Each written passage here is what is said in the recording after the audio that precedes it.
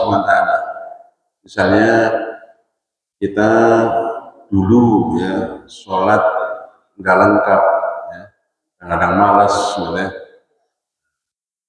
Kita punya uang, ya, tidak berangkat haji, insya Allah diampuni oleh Allah Subhanahu wa Ta'ala. Tapi kalau kita misalnya ada perbuatan kita kepada istri kita atau istri kepada suami yang bikin dongkol gitu ya, bikin jengkel, itu belum sempurna dihapus. Ya, para ulama kita di Indonesia itu menyarankan gitu ya, memberikan solusi di bulan Syawal itu kita mengadakan ya, halal bihalal, saling memaafkan, yaitu tradisi yang bagus ya. Di tempat lain nggak ada, di negara lain nggak ada, kita yang ada. Baik, kita teruskan dengan bab ad-du'a'u wad-dzikru wal istighfaru. Doa, zikir, dan istighfar. Jadi bab yang sekarang itu membicarakan tentang doa, zikir, dan istighfar. Yang pertama disebutkan dalam bab ini, ad-du'a'u ibadatun. Doa itu adalah merupakan ibadah. Doa itu ibadah. Jadi ibadah itu ada yang tauqifi, ada ibadah yang mutlak. Yang tauqifi itu ibadah-ibadah yang sudah paten begitu Mas. Jadi ya Rasulullah mencontohkan dan kita tidak boleh nambahi, nggak boleh ngurangi. Itulah tauqifi. Sholat subuh 2 rakaat itu tauqifi. Kaifiatnya caranya itu sudah tertentu.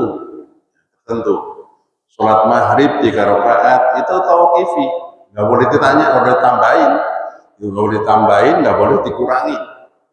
Itu tauqifi. Ya. Nah, ada yang mutlak. Mutlak itu yang diberikan pedomannya, tapi caranya dan kaifiatnya tergantung kita. Contohnya doa ini. Doa itu panjenengan lagi jalan, ingat anak di luar kota, ingat langsung didoakan. Nah itu ibadah. Jadi panjenengan doakan anak kita yang jauh di sana itu ibadah. Nilainya ibadah. Mendoakan dapat pahala. Caranya tergantung kita. Tidak tauqifi, tidak diberikan secara. Jadi minta aja kepada Allah Subhanahu wa Ta'ala, maka itu ada doa yang merupakan ibadah, yang ibadah itu sifatnya adalah mutlak. Tidak harus begitu, enggak. Namanya mutlak. Tapi kalau sholat, ya, zakat, haji, ya, puasa Ramadan, itu ada tuntunannya dan kita tidak boleh mengurangi atau menambah-nambahi. Ini karena itu tauqifi, tapi ada yang sifatnya itu mutlak. Zikir itu mutlak. Panjenengan sepedahan sambil baca la ilaha illallah. Itu zikir. Rasul enggak mencontohkan sepedahan sambil zikir. Dulu nggak ada sepeda, Pak, nggak ada sepeda. Motor nggak ada, naik motor juga boleh. Subhanallah, alhamdulillah. Itu karena sifatnya mutlak. Ramadan misalnya, Allahumma ja'alna bi imani kamilin walil faraidi mu'addin walis salati hafidin walis zakati fa'idin. Duh, dulu Rasul nggak kayak gitu. Itu mutlak, ya, mutlak, bukan tauqifi, bukan tauqifi, ya, bukan sesuatu yang dicontohkan harus begitu. Tapi kalau tauqifi, kalau nambahin, itu nambahin. Yang nambah itu namanya bid'ah. Bid'ah. Ya. Jadi nggak boleh ditambah-tambahin, nggak boleh dikurangin. Ya seperti itu. Jadi kita punya emas ya, sekian gram, sudah sampai pada haulnya, sudah sampai nisabnya, itu namanya zakat. Zakati. Kurang dari itu, apa boleh mengeluarkannya? Boleh. Tapi namanya bukan zakat. Namanya sedekah, infak. Seperti itu namanya, apa namanya, yang tauqifi. Ad-du'a ibadatun wa muhul ibadah.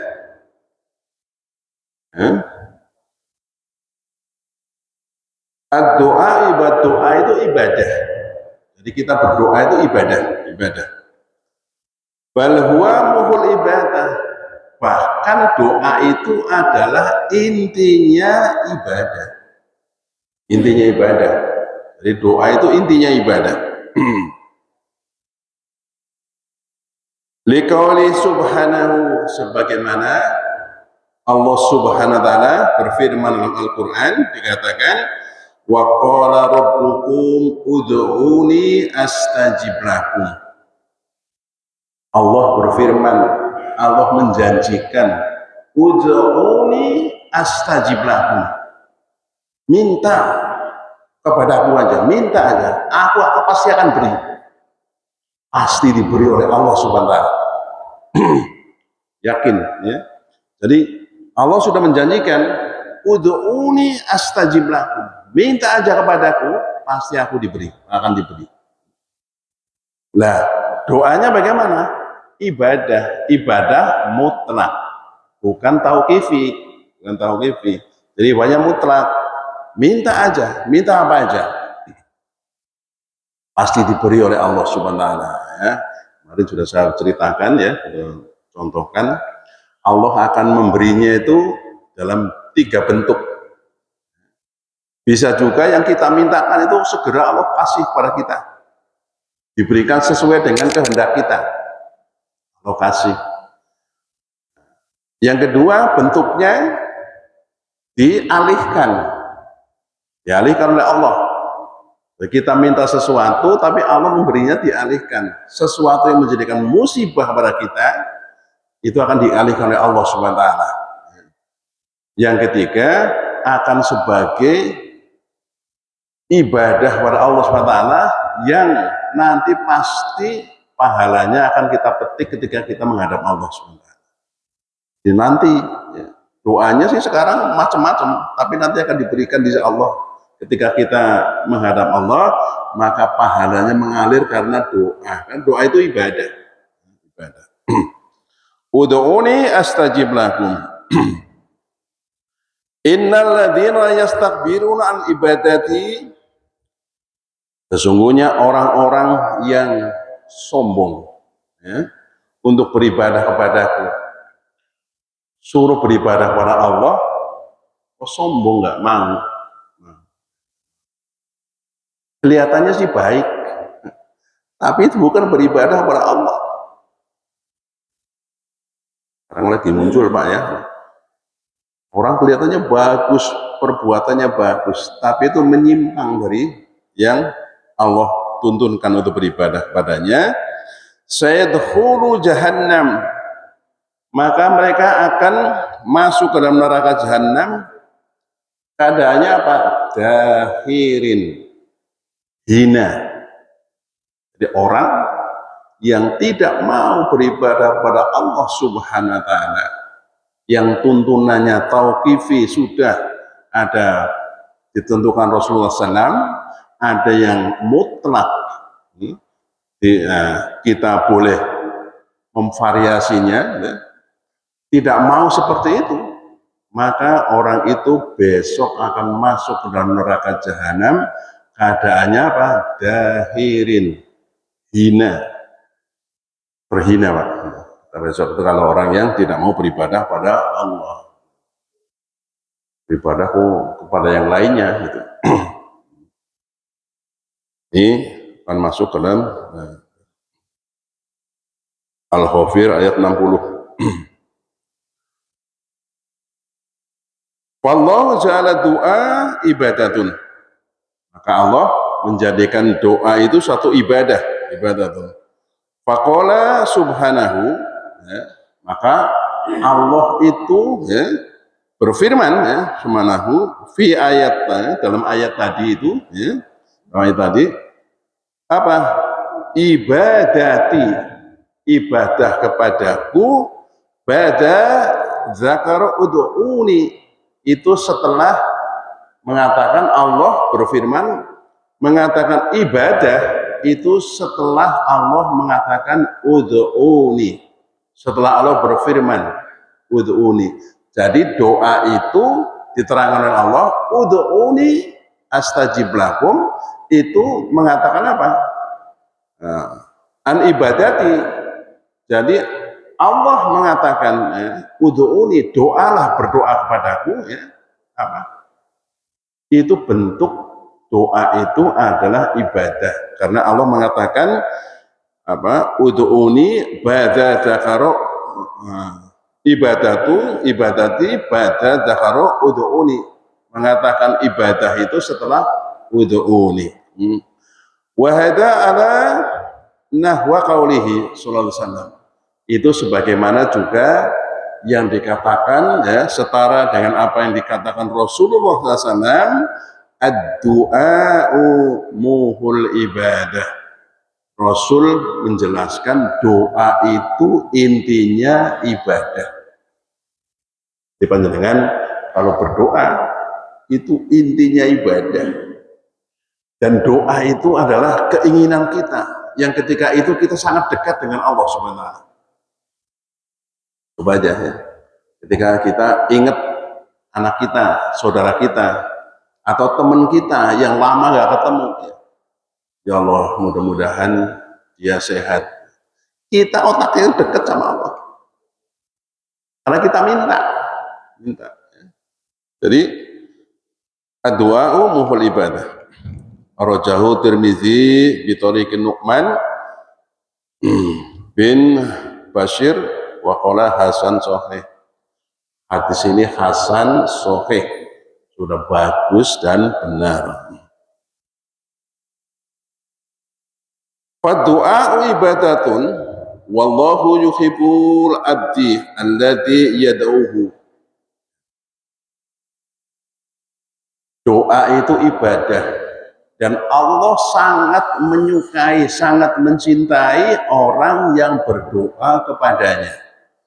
Jadi kalau kita mau dicintai Allah, sering berdoa, sering berdoa. Jadi kalau kita mau dicintai Allah, sering berdoa, berdoa. Doanya minta apa aja, minta apa aja. Ya? Jadi wa du'a ibadun wallahu yuhibbul abdihi alladhi yad'uhu fa huwa mandubun, dan status hukumnya berdoa itu mandub, status hukumnya itu sunnah. Dengan datang ke masjid, duduk, zikir, berdoa, maka dapat pahala terus. Ini doa mandubun. Malam yada'illah, siapa orang yang tidak berdoa kepada Allah, yakunu qad tarakal khairal kasiran. Mereka yang tidak berdoa pada Allah, maka benar-benar sungguh-sungguh orang itu telah meninggalkan kebaikan-kebaikan yang banyak sekali. Jadi sambil gendong anak, gendong cucu, berdoa itu ya, berdoa. Banyak kebaikan yang kita dapat. Tapi kalau kita tinggalkan itu, sungguh kita itu telah meninggalkan kebaikan yang banyak sekali. Karena kita itu hidup terkejar dengan waktu, Fa in kana adamu doa Allahi subhanahu istakbaron. Siapa orang yang tidak berdoa kepada Allah, doanya kepada yang lainnya, digolongkan oleh Allah sebagai orang yang sombong. Orang yang sombong itu bukan orang yang sombong pasti masuk neraka. Jadi kalau kita berdoa meminta kepada selain Allah, sekarang lagi viral gitu ya, pada api, pada apa namanya, air, api, angin, apalagi itu, itu kayak gitu ya. Itu ditujukan ke situ, maka orang itu sombong. Orang yang berdoa kepada selain Allah, maka disebut pada istakbaron. Karena sahibuhu min jumlati min qauli fihim.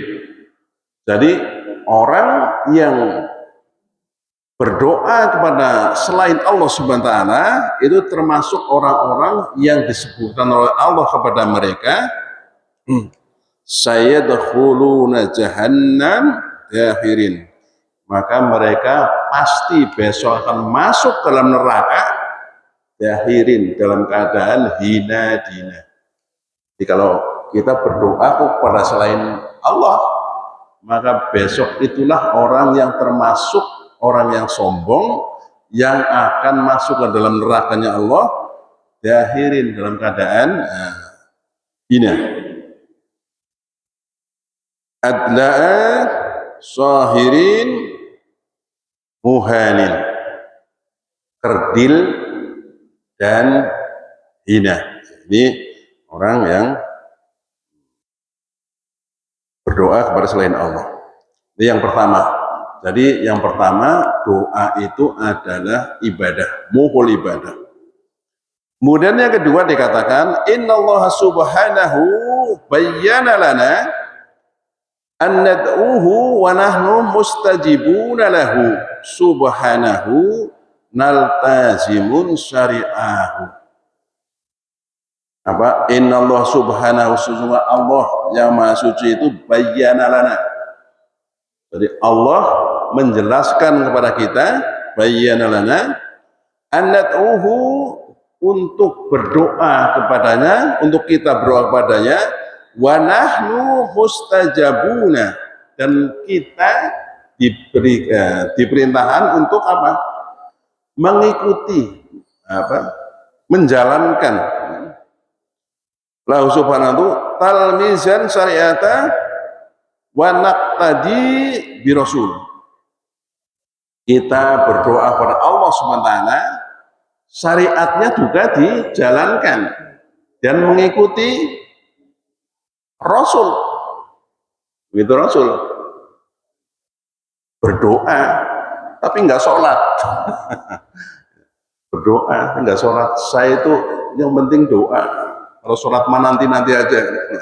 Doa tapi nggak sholat, doa nggak puasa. Nah, ini orang yang berdoa tapi harus mengikuti apa yang ditentukan oleh Allah Subhanahu wa taala. Berdoa tapi makan barang haram. Lah ini doa nggak ngikutin apa yang mengikuti Rasul, ya. Jadi tidak mengikuti Rasulullah SAW. Wal yastajibuli wal yu'minu bi la'annakum yarsyudun. Dilengkapnya itu apa? Dalam surat ini, surat Al-Baqarah, ya. Wal yastajibuli, ya. Kalau engkau Muhammad ditanyakan oleh umatmu, ya, katakan apa? Kalau kamu ditanya oleh umatmu, ya, maka katakan aku itu dekat. Apa tuh? Bapak Saleh itu bilangnya. Wa idza sa'alaka ibadi anni fa ini qarib. Kalau engkau ditanya Muhammad oleh umatku, ya, Wa idza sa'alaka ibadi anni, kalau kamu ditanya oleh abdi-abdiku, maka apa? Fa ini qarib, jawab Muhammad, aku itu dekat. Jadi kalau kita mengatakan dekat Allah itu, jangan membayangkan Allahnya itu fisiknya dekat dengan kita, enggak. Allah itu enggak ada yang semisal dengan dia, enggak ada. Jadi kadang-kadang begitu ya, orang mengatakan Allah dekat, kemudian Allah ada di mana-mana, kemudian diolah ini. Kalau Allah ada di mana-mana, di WC, ada di tempat-tempat yang jorok, la ilaha illallah, nggak usah dibahas bahasanya gitu, nggak usah dibahasnya gitu, sudah diimani aja. Allah itu dekat, dekatnya seperti apa? Wallahu a'lam bishawab, hanya Allah yang tahu. Jangan membayangkan Allah dekat itu, kemudian Allahnya itu fisiknya dekat dengan kita. Sebab yang dekat itu bisa rahmatnya, bisa berkahnya, ya. Itu seperti itu. Jadi jangan membayangkan Allahnya itu dekat fisiknya. Allah berarti Allah ada di WC, ada di, memang WC muat. Allah di WC apa muat? Itu logika-logika ketika membayangkan Allah itu fisiknya. Yang dekat itu sama rahmatnya, barokahnya dan sebagainya. Ya. Wa idza sa'alaka ibadi anni fa inni qarib ujibu da'wa, aku terima dakwah, doanya orang-orang yang berdoa kepadaku. Fal yastajibuli wal yu'minu bi, maka terimalah apa yang dari aku, ya, wal yu'minu bi, dan berimanlah kepada kalian kepadaku, la'allahum yarsyudun, agar kalian mendapatkan petunjuk. Kama qala sallallahu alaihi wasallam, sebagaimana Rasulullah bersabda, ya. Jadi ketika kita berdoa kepada Allah, kewajiban-kewajiban kita juga kepada Allah dipenuhi. Ya. Tidak boleh memakan barang yang haram, jangan ikutin, jangan dilakukan. Jangan melakukan yang haram, yang dilarang, ya ditinggalkan. Kalau kita berdoa, ya. Ini kata Rasulullah SAW. Tsumma dzakara rajulu yatilul safari as'asa akhbaru yamadu yadaihi ila sama. Orang berjalan safar jauh-jauh dari Serpong ke Mekah, dari Serpong ke Madinah, ya, bolak-balik sana, tangannya ngangkat, ya, ngangkat tangannya ila sama begini. Ya. Kemudian apa dikatakan ini? Ya Rabbi, ya Rabbi. Dia mengatakan, ya Allah, berikan ya Allah, kita minta di Mekah, di Madinah, di Arafah, di tempat-tempat suci, di Multazam, kita minta, ya Allah, perjalanan jauh dari Serpong ke sana. Tapi apa kata Rasulullah? Wa ta'amahu haramun, dia makan makanannya haram. Ya. Wa syarabahu haramun, minumnya juga minuman-minumannya haram. Udah jauh-jauh ke sana, makanannya haram, minumannya haram, ya. Wa hadiya bi haramin, perutnya dipenuhi dengan keharaman-keharaman. Fa anna yastajibu lidzalik, bagaimana doa kayak gini itu diterima oleh Allah Subhanahu wa taala. Di Rasulullah menjelaskan, kalau orang perjalanan jauh, capek, mengangkat tangannya, ya Rob, ya Rob, ya Rob, minta, ya, di tempat yang suci, jauh-jauh, tapi makanannya haram, minumnya haram, perbuatannya haram. Kata Rasulullah, bagaimana diterima doanya orang yang semacam ini? Kenapa? Enggak mengikuti Rasul dan tidak patuh dengan yang Allah tunjukkan nama Al-Quran. Akhrajahu Muslim, dikeluarkan oleh hadis Muslim, ya, hadis Muslim. Wa afdalu awqatud du'a, dan sebaik-baiknya doa itu, sebaik-baiknya afdalu awqatud du'a, waktu-waktu berdoa itu kapan? Asna'u sujud. Jadi doa itu sebagus-bagusnya doa itu ketika itu sujud. Ketika itu sujud. Dan sujud itu adalah posisi seorang hamba sangat dekat dengan Allah Subhanahu wa taala. Asna'u sujud. Wa fi jawfil lail, dan di tengah malam. Tengah malam itu sebaik-baiknya waktu berdoa. Waktu berdoa.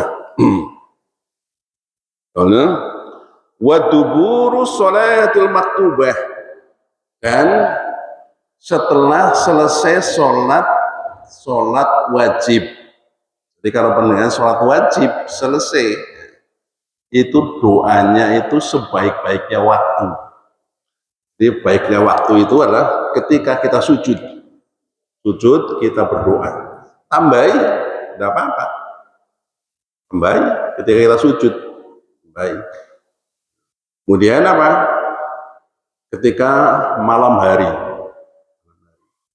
Makanya dikatakan orang yang besok mendapatkan perlindungan dari Allah Subhanahu wa taala adalah orang-orang yang wadakara kholian fafatut ainuhu, orang yang berdoa di tengah malam, saking doanya, saking nikmatnya doanya pada Allah sampai meneteskan air matanya. Nah, orang semacam ini besok akan mendapatkan perlindungan dari Allah. Di waktu itu tidak ada perlindungan selain perlindungan dari Allah Subhanahu wa taala. Jadi dicoba, Pak, ya, coba malam-malam, ya, malam-malam bangun sebentar, ya, sebentar, ya. Nikmat kalau malam-malam bangun kemudian kita berdoa. Coba doa itu ya dilatih. Kalau kita berdoa tiba-tiba nggak nangis-nangis, ya dilatih untuk nangis. Makanya dikatakan para ulama itu, kalau kalian sholat malam kok sampai nggak bisa nangis, maka nangislah kamu karena kamu nggak bisa nangis. Jadi nangis karena nggak bisa nangis. Saking bebalnya itu, ya, saking bebalnya hati itu, bebalnya hati. Jadi nangislah kamu ketika berdoa dan kamu itu tidak bisa nangis dalam berdoa. Ya Allah, aku udah berdoa kayak gini kok nggak nangis-nangis. Jadi orang yang mendapatkan perlindungan dari Allah Subhanahu wa taala adalah orang yang ketika malam hari dia berdoa, fafadat ainuhu, maka kemudian meneteskan air mata ketika kita berdoa. Wa dzubur sholatil maktubah. An Abi Hurairah indal Muslim, dari Abi Hurairah di Sahih Muslim, anna Rasulullah sallam qala aqrabu ma yakunul abdu min rabbihi wa huwa sajidun.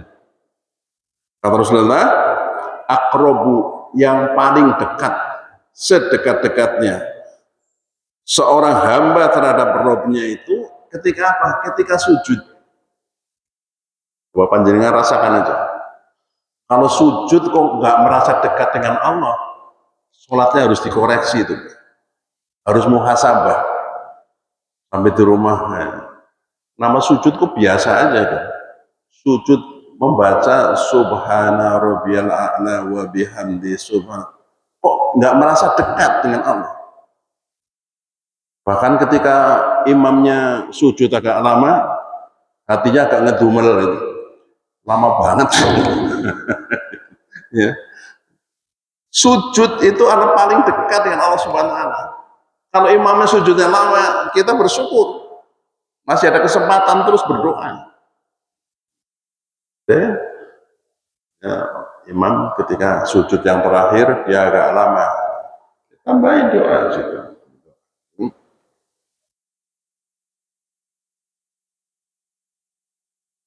aqrabu ma yakunu al-'abdu min rabbih wa wasajidun faksaru doa. Maka kalian banyak-banyaklah berdoa ketika sujud. Apalagi kalau sholat sendirian, sholat sunnah, perbanyak ketika sujud. Wa min Abi Umamah inda Tirmizi, dari Abi Umamah ya dalam Sunan Tirmizi, wa qala hadis hasan, dikatakan hadis ini hasan. Qala dikatakan qila li Rasulillah sallam. Abu Umamah menanyakan Rasulullah sallam, qila li Rasulullah sallam, ayu du'ai asma, ya Rasulullah, doa seperti apa yang paling didengarkan oleh Allah SWT?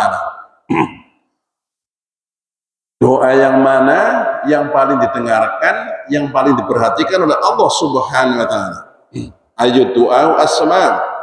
Qal, Rasulullah menjelaskan, jawful lail al-akhir, malam-malam terakhir,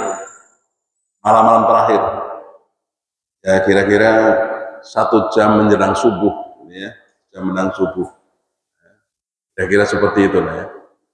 Malam-malam terakhir itu doa yang paling didengar, yang paling diperhatikan oleh Allah Subhanahu wa Ta'ala.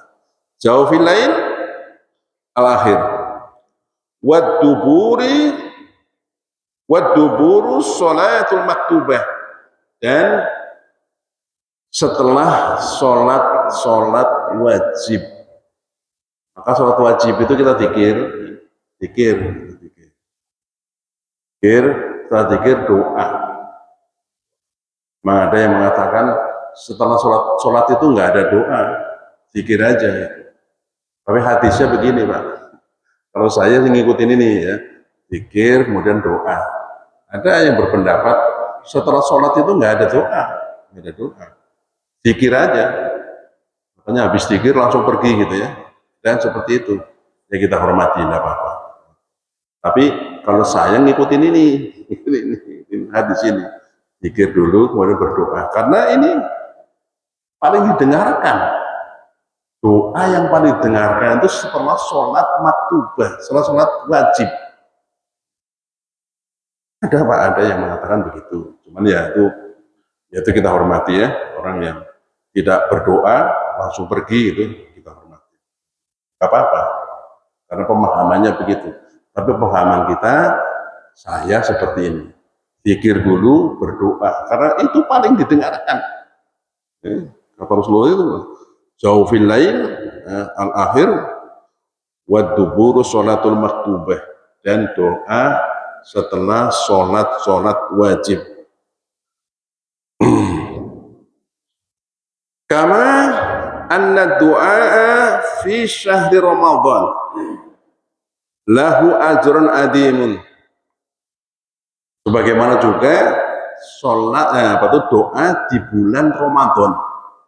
Di bulan Ramadan itu pahalanya sangat besar, ajrun adimun.